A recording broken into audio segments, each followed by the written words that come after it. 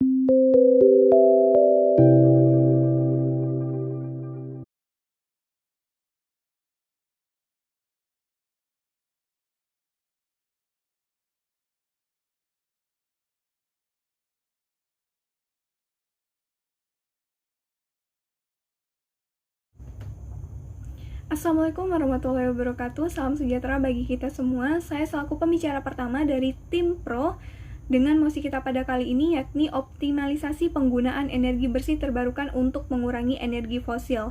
Latar belakang adanya mosi ini karena pemakaian energi di Indonesia hingga saat ini masih didominasi dengan penggunaan energi berbasis fosil, terutama bahan bakar minyak dan juga batu bara. Dan apabila dalam waktu dekat penggunaan energi terbarukan masih minim digunakan, maka dikhawatirkan pada tahun 2046 mendatang Indonesia akan mengalami defisit energi.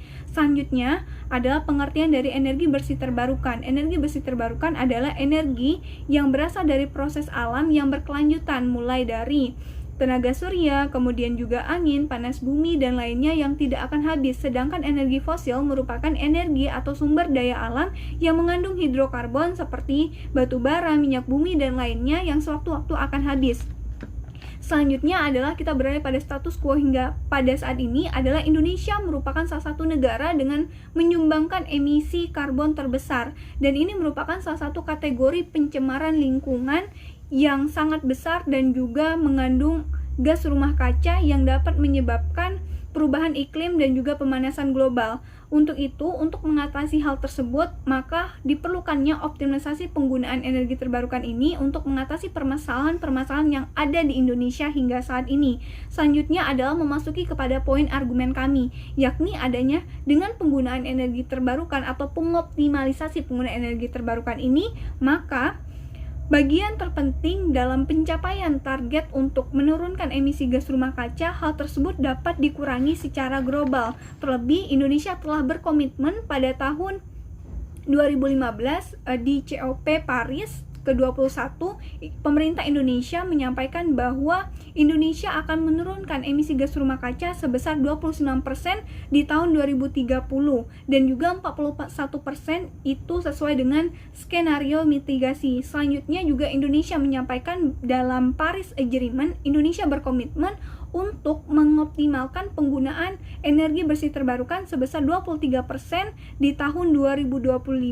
Namun di tahun 2020 kemarin tercatat bahwa Indonesia baru menggunakan sebesar 19,5%. Artinya apa? Perlu pengoptimalan dan lebih lanjut mengenai optimalisasi penggunaan energi terbarukan agar hal tersebut dapat dioptimalisasi dengan hal ini. Selanjutnya adalah tujuan dan kondisi ideal yang ingin kami capai.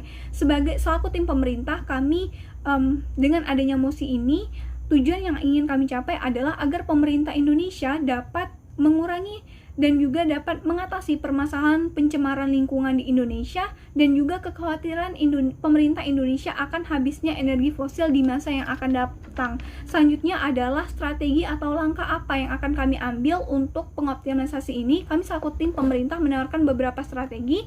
Yang pertama adalah dengan adanya kerjasama lintas sektoral antara Kementerian Teknis dan juga Kementerian Dagri untuk melakukan kerjasama agar dapat terrealisasi dengan baik. Selanjutnya adalah pentingnya pembinaan dan pengelolaan. Artinya apa? Pemerintah harus adanya kerjasama antara kementerian satu dengan juga kementerian lainnya agar dapat teroptimalisasi mengenai program pemerintah ini. Selanjutnya adalah optimalisasi penggunaan sumber energi domestik. Terlebih kita tahu bahwa di era COVID-19 seperti ini, Indonesia yang masih tinggi sekali angka COVID-19, namun ini menjadi peluang bagi Indonesia untuk terus melakukan langkah ke depan mengenai energi terbarukan. Selanjutnya adalah efisiensi energi baik dari sisi supply dan juga sisi permintaan untuk menggunakan energi ini agar dapat terimplementasi target Indonesia pada gedung dan juga industri. Selanjutnya adalah meningkatkan elektrifikasi dari yang awalnya 84,3% menjadi 98,8%, khususnya daerah terpencil dan juga terluar. Sehingga dengan adanya berbagai strategi ini, kami selaku tim pemerintah percaya bahwa Indonesia akan bisa mengoptimalisasi penggunaan energi bersih terbarukan, dan hingga akhir pernyataan argumen kami dengan bangga menyetujui mosi optimalisasi penggunaan energi bersih terbarukan untuk mengurangi energi fosil. Sekian dan terima kasih.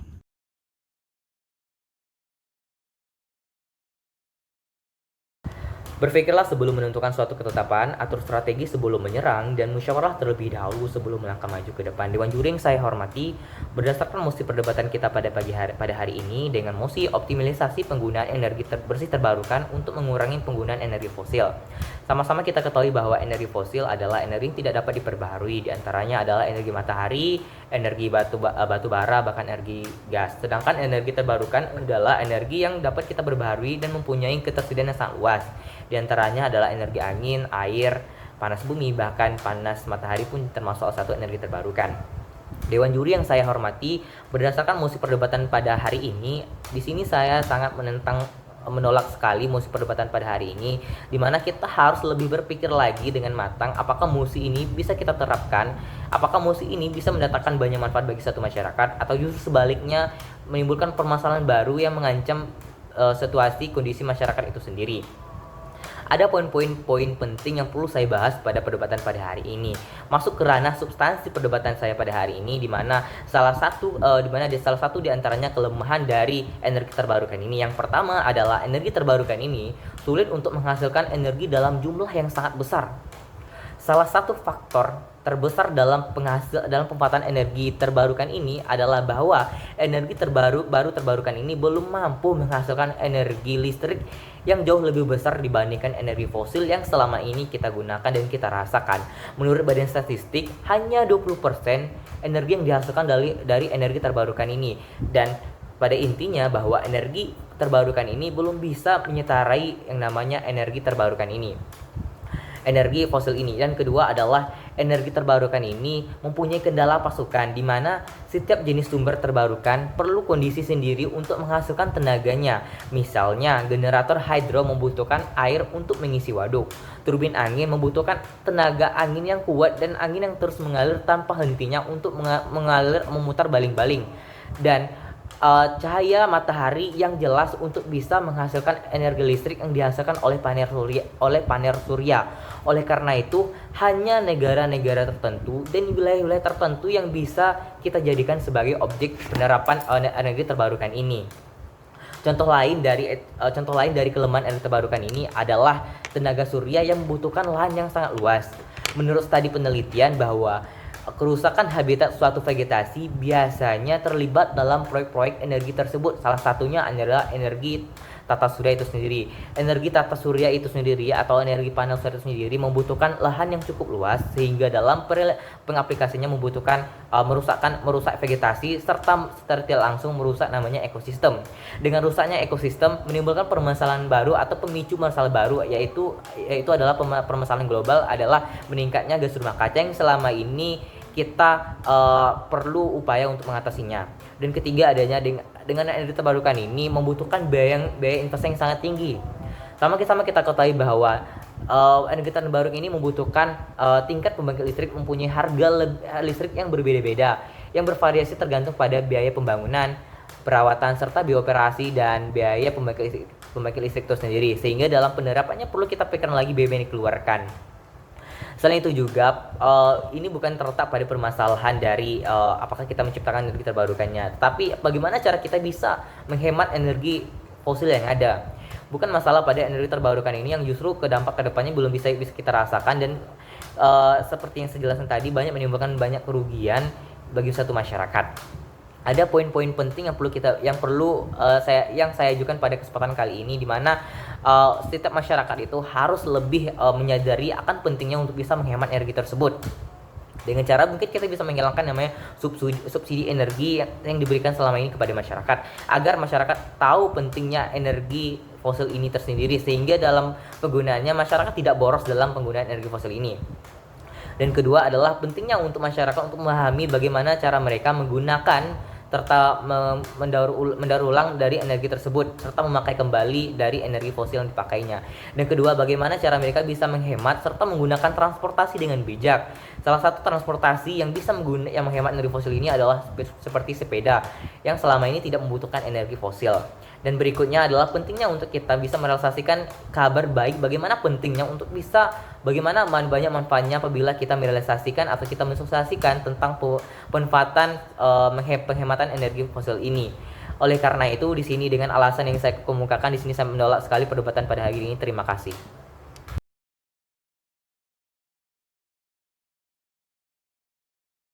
Assalamualaikum warahmatullahi wabarakatuh. Salam sejahtera untuk kita semua. Saya di sini sebagai pembicara 3 atau pembicara kesimpulan pada mosi debat kita hari ini.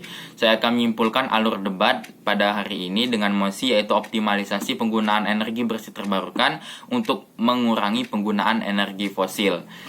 Pembicara 1 telah menyampaikan latar belakang, definisi, dan status quo dengan sangat jelas. Latar belakang yang diberikan oleh pembicara 1 atau tim pro yaitu ingin mengurangi penggunaan energi fosil sehingga tidak terjadinya defisit energi di masa yang akan datang dikarenakan sifat dari energi fosil tersebut yang tidak bisa diperbarui. Untuk argumen dari pembicara 1 yang pertama yaitu dapat mengurangi emisi zat rumah kaca, dan argumen yang kedua yaitu dapat mengatasi pencemaran lingkungan. Di sini pembicara 1 juga menyampaikan langkah-langkah strategis sehingga dapat teroptimalisasinya penggunaan energi bersih terbarukan tersebut, seperti kerjasama antar instansi pemerintah dan juga pengoptimalisasian energi atau pengefisiensikan energi bersih terbarukan tersebut. Pembicara 2 dari tim kontra juga membawakan 2 argumen yang cukup kuat. Yang pertama yaitu tidak sebandingnya sumber daya yang diperlukan untuk menciptakan energi tersebut dengan hasil yang diberikan oleh sumber daya tersebut dibandingkan dengan penggunaan energi fosil yang menggunakan sumber daya sedikit tetapi menghasilkan energi yang cukup banyak. Yang kedua, argumen dibawakan oleh pembicara 2 atau tim kontra yaitu perlu kondisi tertentu untuk dapat menghasilkan tenaga sehingga terciptanya energi dari energi bersih terbarukan tersebut. Pembicara 2 juga menyampaikan contoh yaitu solar panel atau panel surya. Itu apabila ingin direalisasikan dengan mendapatkan energi yang cukup besar, itu perlu lahan yang cukup luas atau cukup besar sehingga apabila tidak menghabisi lahan penduduk, itu dapat menghabisi lahan hutan yang akan dibabat untuk dibangun panel surya sehingga mencapai target energi yang diperlukan untuk kebutuhan masyarakat. Nah, di sini menurut saya terdapat paradoks bahwa energi bersih terbarukan tersebut diharapkan dapat mengurangi emisi zat rumah kaca, tetapi malah dapat membabat hutan sehingga energi bersih terbarukan tersebut tidak bisa dikatakan sebagai suatu energi yang bersih dan juga hijau. Maka di sini saya mengambil kesimpulan bahwa energi bersih terbarukan tersebut dapat terrealisasikan dalam jangka panjang, tetapi juga untuk masa kini atau dalam jangka pendek kita tidak boleh melupakan energi fosil tersebut karena kita masih bergantung dengan energi fosil tersebut. Memang mau tidak mau kita akan beralih kepada energi bersih terbarukan, tetapi kita juga perlu proses atau tahapan dan optimalisasi energi bersih terbarukan tersebut, seperti solar panel yang telah diberikan contoh oleh pembicara 2. Apabila dioptimalisasikan kembali solar panel tersebut dengan menggunakan lahan yang cukup kecil tetapi mendapatkan energi atau menghasilkan energi yang sangat besar, maka energi bersih terbarukan baru dapat dikatakan energi bersih dan terbarukan. Tetapi apabila energi bersih dan terbarukan tersebut belum optimal, maka sebaiknya kita masih menggunakan energi fosil dengan tetap mengembangkan dan mengoptimalisasikan energi bersih terbarukan tersebut. Sehingga sehingga semua tujuan dari mosi kita pada hari ini dapat tercapai. Sekian, terima kasih.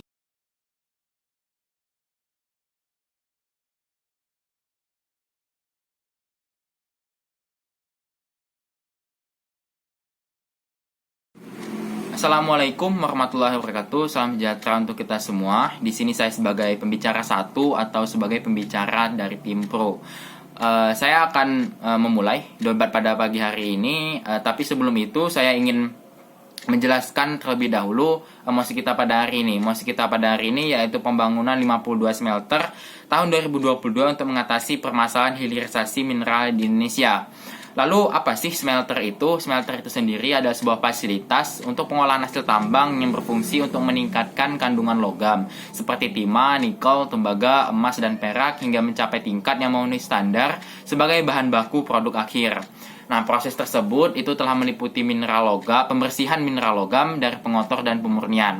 Lalu apa yang dimaksud dengan hilirisasi mineral? Hilirisasi mineral adalah proses perkembangan industri mineral yang mendekatkan diri pada hasil riset dan inovasi kepada penggunanya dan menghasilkan bahan baku menjadi bahan industri atau bahan yang siap jadi. Lalu apa sih yang menjadi latar belakang munculnya MOSI ini? MOSI ini muncul dikarenakan Indonesia memiliki tujuan untuk melakukan hilirisasi. Lalu mengapa Indonesia ingin melakukan hilirisasi mineral? Indonesia ingin melakukan hilirisasi mineral dikarenakan ingin mengubah keunggulan komparatif Indonesia dengan ketersediaan berbagai sumber daya mineral menjadi keunggulan kompetitif dengan tersedianya bahan baku untuk ketangguhan industri hilir di dalam negeri. Saya memiliki dua argumen. Argumen saya yang pertama yaitu meningkatkan perekonomian, dan argumen saya yang kedua yaitu meningkatkan atau menjaga ketahanan bahan baku industri di Indonesia.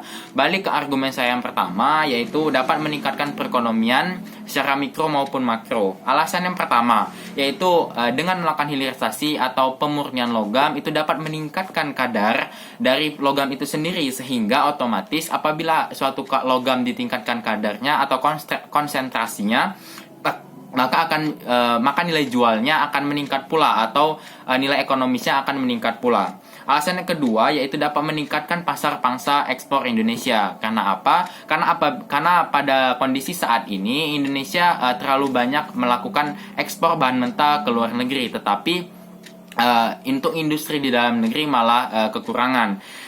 Mengapa kita dapat menambah pangsa pasar Indonesia? Dikarenakan apabila kita melakukan hilirisasi dengan membangun smelter tersebut, maka bahan baku Indonesia akan menjadi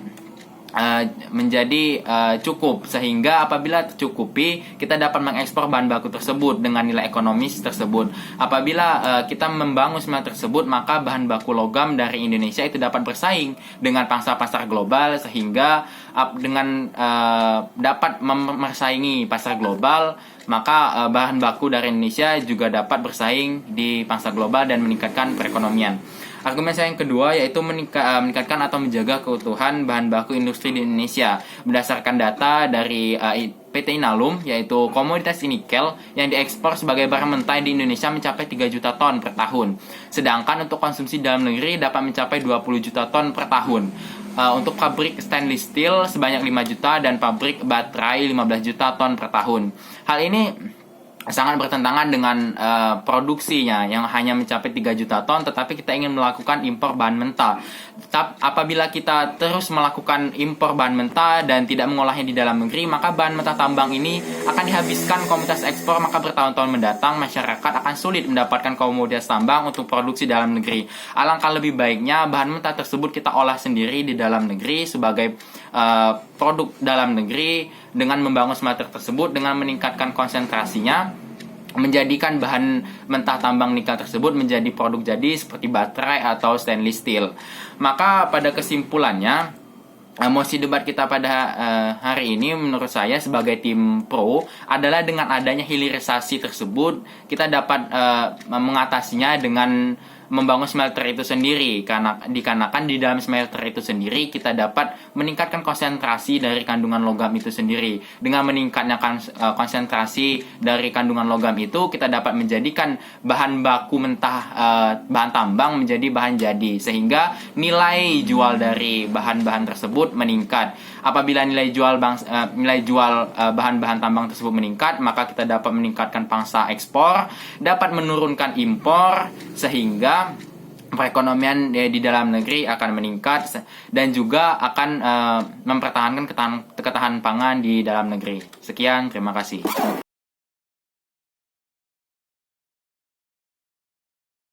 Assalamualaikum warahmatullahi wabarakatuh. Saya selaku pembicara kedua dari tim Kontra. Dengan mosi kita pada kali ini yaitu pembangunan 52 smelter tahun 2022 mengatasi permasalahan hilirisasi mineral di Indonesia. Kami selaku tim Kontra sangat tidak menyetujui adanya mosi ini. Dan sebelum memasuki ke ranah argumen kami, izinkan saya untuk menyampaikan bidasan terhadap pembicara pertama, tim Pro. Tim Pro mengatakan bahwa dengan adanya pembangunan smelter ini akan meningkatkan perekonomian dari segi nilai tukar dan juga pangsa pasar. Namun hal ini apakah menjamin dan juga bisa mengatasi persoalan tersebut? Dan dari pembicara pertama tim Pro tidak membicarakan dan juga tidak mempersoalkan bagaimana mekanisme yang akan mereka bawa untuk smelter ini agar bisa mengatasi permasalahan hilirisasi di Indonesia. Mereka hanya terfokus pada dampak setelah adanya pembangunan 52 smelter ini. Baiklah, kami akan memasuki kepada ranah argumen kami. Sebenarnya dalam pembangunan 50 smelter ini, tentunya pemerintah harus banyak pertimbangan dalam pembangunan 52 smelter. Terlebih kita di saat ini yang mengalami COVID-19 di seluruh dunia, pastinya seluruh proyek di Indonesia akan terhambat, khususnya 52 smelter ini, dan digadang-gadang bahwa pembangunan ini akan mencapai target itu di tahun 2023. Artinya apa? Harus ada regulasi ulang dari pemerintah, harus ada revisi ulang dari pemerintah agar untuk mencapai hal tersebut secara optimal. Karena dalam pembangunan ini harusnya pemerintah harus memperhatikan yang pertama adalah bagian pendanaan. Untuk pembangunan 50 meter tentunya tidak sedikit dana yang dibutuhkan. Artinya banyak sekali dana yang dibutuhkan oleh pemerintah Indonesia, investasi dan juga lainnya untuk bisa meningkatkan dan juga mempercepat pembangunan 50 smelter. Selanjutnya adalah ketersediaan barang. Dalam pembangunan smelter ternyata tidak hanya barang dari Indonesia atau alat-alat bahan dari Indonesia, tetapi juga membutuhkan alat yang tidak ada di Indonesia sehingga harus mengimpor dari luar negeri. Yang ketiga adalah mengenai tenaga kerja Indonesia yang masih minim mengenai smelter di Indonesia, sehingga membutuhkan tenaga ahli dari luar negeri yang pastinya akan meningkatkan dan juga membutuhkan perhatian khusus dan perlu ditekankan oleh pemerintah dalam hal tersebut. Kemudian juga mengenai kestabilan ekonomi global saat ini di tengah pandemi COVID-19 yang dimana Indonesia juga membutuhkan pendanaan yang besar, bukan hanya untuk pembangunan smelter, namun juga bidang-bidang lainnya yang harus diperlukan dan juga diutamakan oleh pemerintah, sehingga harus ada pertimbangan dan juga pendanaan yang lebih besar mengenai hal tersebut. Selanjutnya adalah pasar dan juga harga komoditas yang perlu ditekankan oleh pemerintah saat ini. Karena dalam pembangunan 52 smelter ini apakah menjamin akan mengatasi permasalahan hilirisasi di Indonesia atau justru malah menambah persoalan yang ada di Indonesia? Karena berdasarkan Direktur Pembinaan dan juga Penguasaan Mineral yaitu Yunus Saiful Haq itu mengatakan bahwa saat ini ada 4 smelter yang tidak terrealisasikan dan tidak memiliki kejelasan yang baik, sehingga 4 smelter ini akan digagalkan untuk pembangunannya, yaitu 3 smelter nikel dan juga 1 smelter dari pasir bersih. Ini diakibatkan karena tidak adanya kewajiban progres yang terpenuhi dan juga rencana laporan kerja dan pendanaan yang jelas, sehingga tidak memiliki kejelasan dan ini harus dibatalkan, sehingga hanya tersisa 48 smelter yang akan dibangun dan mencapai target di tahun 2023 mendatang.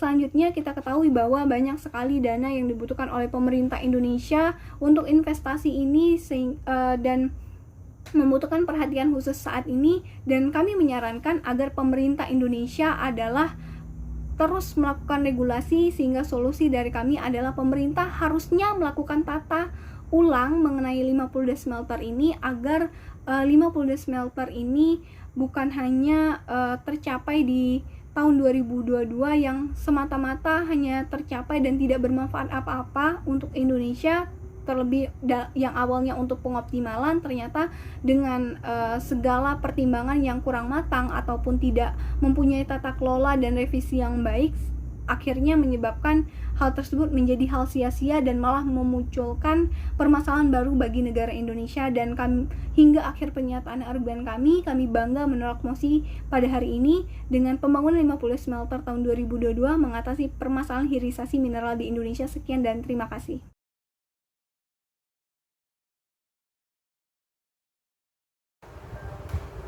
Salam cerdas, salam pendidikan Dewan Juri yang saya hormati. Sesuai dengan mosi perdebatan kita pada hari ini, pembangunan 52 smelter tahun 2022 mengatasi permasalahan hilirisasi mineral di Indonesia.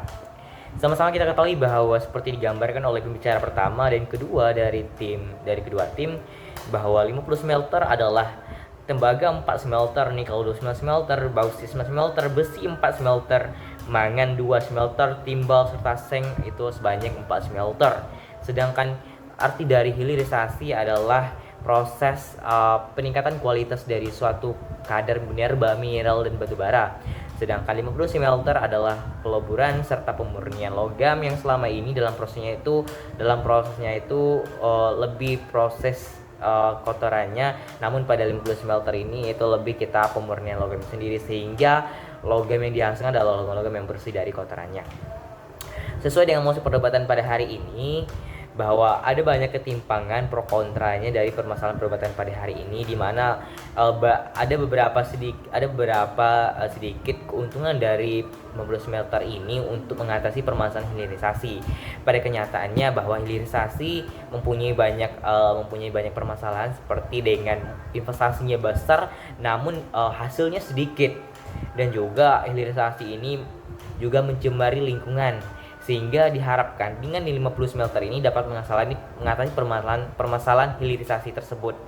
Ada beberapa poin keuntungan dari 50 smelter ini. Yang pertama, dengan adanya 50 smelter ini tentu akan lebih meningkatkan lagi perekonomian Indonesia, yang selama ini kita ketahui bahwa Indonesia banyak sekali melakukan kegiatan importer. Dengan adanya 50 smelter ini diharapkan mampu dapat meningkatkan kegiatan eksporter Indonesia. Dan berikutnya bahwa dengan adanya 50 smelter ini tentu ini akan meningkatkan ketahanan bahan baku industri Indonesia, salah satunya dalam bidang pertambangan itu sendiri, dan munculnya produk buatan dalam negeri.